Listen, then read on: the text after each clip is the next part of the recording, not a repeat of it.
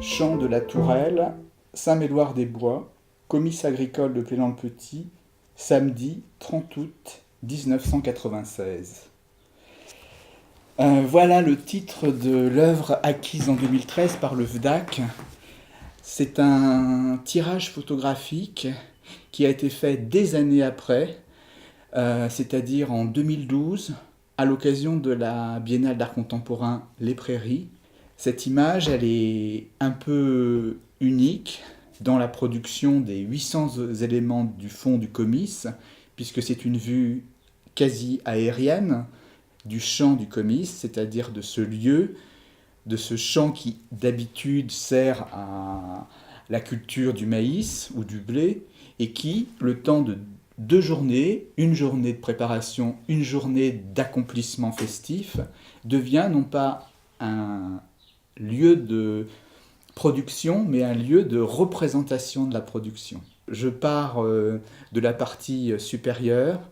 la bande de ciel, ensuite la vallée, ensuite la bande de maïs qui va être bientôt ensilée, puis une partie très particulière qui est la grande partie du champ du comice qui sert pour les concours de labour. On y voit une unique traînée, un unique sillon, et c'est selon la droiture du sillon qu'on attribue les prix aux meilleurs laboureurs. Ensuite, une rangée, une sorte de catalogue très intéressant puisque les comices agricoles ont été l'occasion en fait de présenter du matériel aratoire, du matériel de culture, et autour de ces engins s'animent des anonymes. J'insiste sur cette dimension anonyme parce qu'on est dans une année où chacun sait qu'il y a la grande exposition de rétrospective de Walker Evans, et en fait c'est vrai que je connais très bien ce photographe et je m'inscris complètement dans ce lignage de donner un visage à l'anonyme. Autour des 2 grands événements du comice, c'est-à-dire le concours bovin et le concours de labour, on a aussi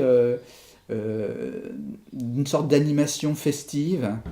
avec une place très importante accordée aux enfants. Et on a un tracé très artificiel aussi, mais qui est fait par des bottes de paille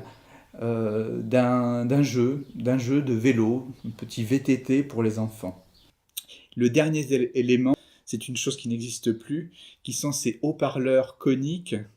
et qui indiquent que finalement ce chant de la tourelle est sonorisé. Ils apparaissent un peu comme une sorte de hors-champ sonore. Finalement, en fait, on pourrait tout à fait raccorder cette image à une image qui a été très importante dans mon enfance, peut-être une des premières images artistiques qui sont en fait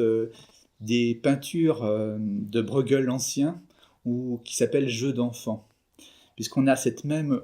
oblicité du point de vue et aussi cette idée de tableautin dans le tableau, d'autant d'histoire dans un tableau général. Le chant de la Tourelle, en fait, n'est qu'une pièce parmi un corpus très important